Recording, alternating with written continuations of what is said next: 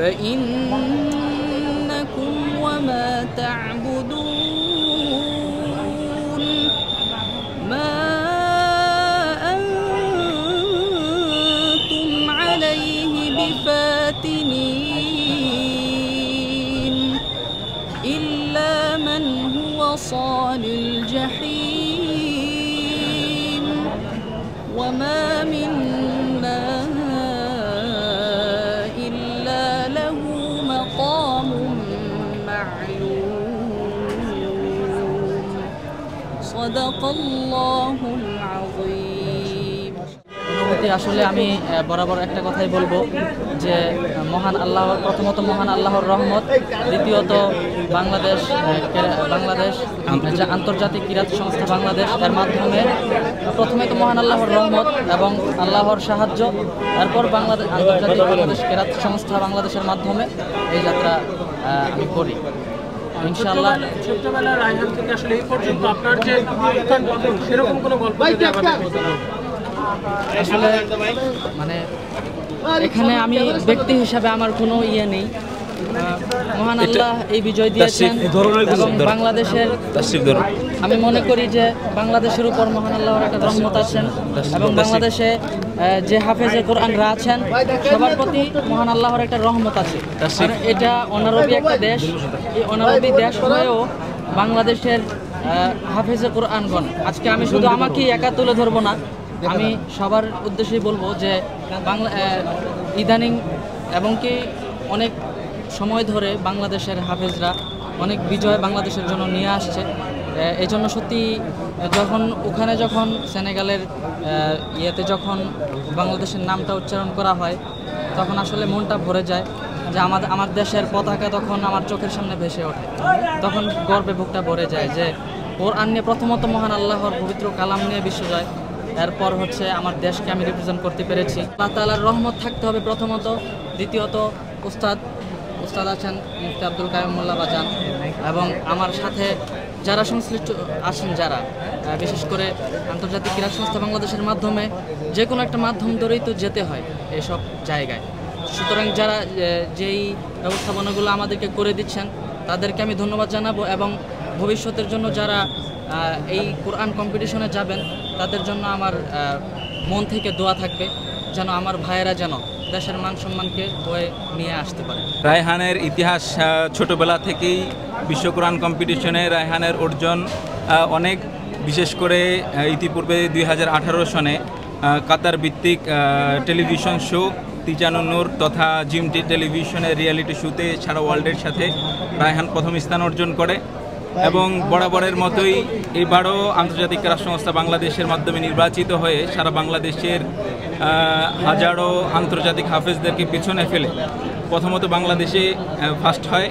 এর পরবর্তীতে আমরা তখন আবু রায়হানকে যখন সেনেগালে প্রেরণ করি, ওখানেও সারা ওয়ার্ল্ডের মজবুত বিখ্যাত অনেক প্রতিযোগীগণ যারা ছিল, ইতিপূর্বে আমার কাছে কম্পিটিশন দিয়েছে অনেকে, বিশেষ করে জর্ডানের, এরপরে মিশরের, এরকম বহু প্রতিযোগী ছিল যারা বিশ্ব চ্যাম্পিয়ন অনেকবার ফার্স্ট হয়েছে। এই ধরনের প্রতিযোগীদেরকে পিছনে ফেলে বাংলাদেশের পতাকা উড্ডীন করেছে, এটা বাংলাদেশের জন্য অত্যন্ত গর্বের এবং রায়হানের এই অর্জন বাংলাদেশের জন্য অনেক বড় সম্মানের।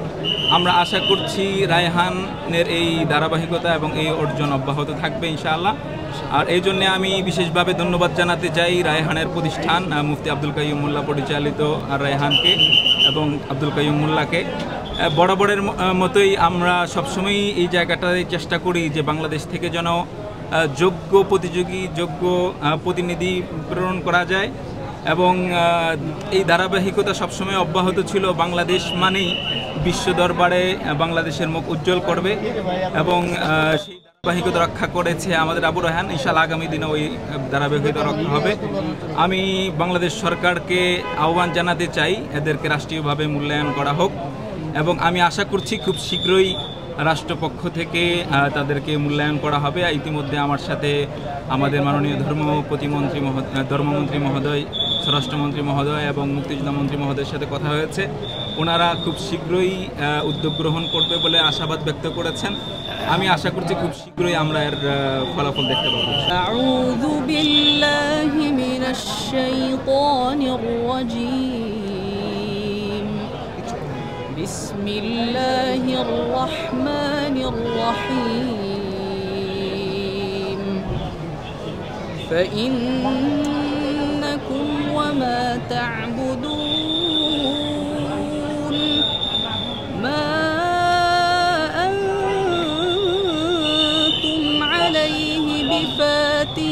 فاتنين إلا من هو صال الجحيم وما منا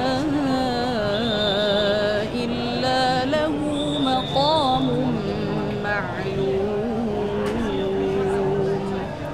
صدق الله العظيم।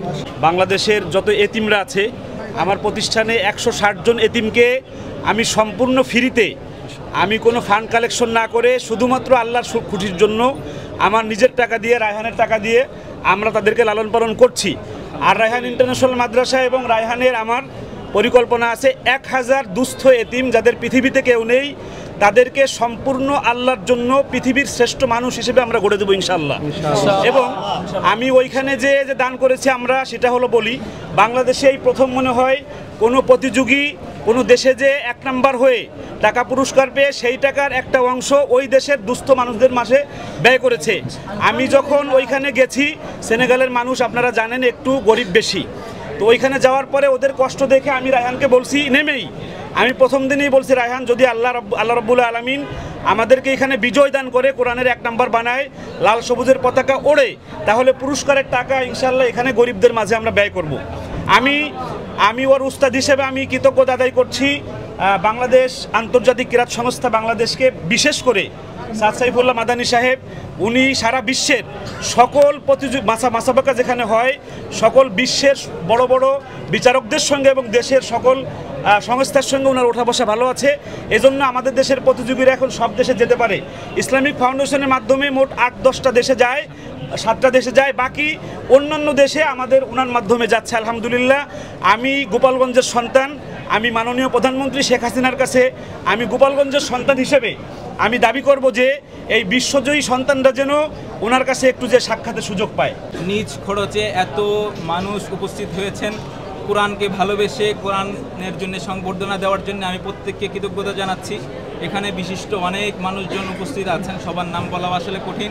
বিশেষত আন্তর্জাতিক ক্রীড়া সংস্থা বাংলাদেশের পক্ষ থেকে কেন্দ্রীয় অর্থ সম্পাদক মাওলানা আব্দুর রহমান মিদা সাহেব, সাংগঠনিক সম্পাদক মাওলানা সালমান রহমান সাহেব, সহ সাংগঠনিক সম্পাদক মাওলানা মোহাম্মদ ইউসুফ সাহেব সহ অনেক নেতৃবৃন্দ, আমাদের বেশ কয়েকজন নেতৃবৃন্দ এসছে, অনেক বরেণ্য ব্যক্তিবর্গ এসছেন।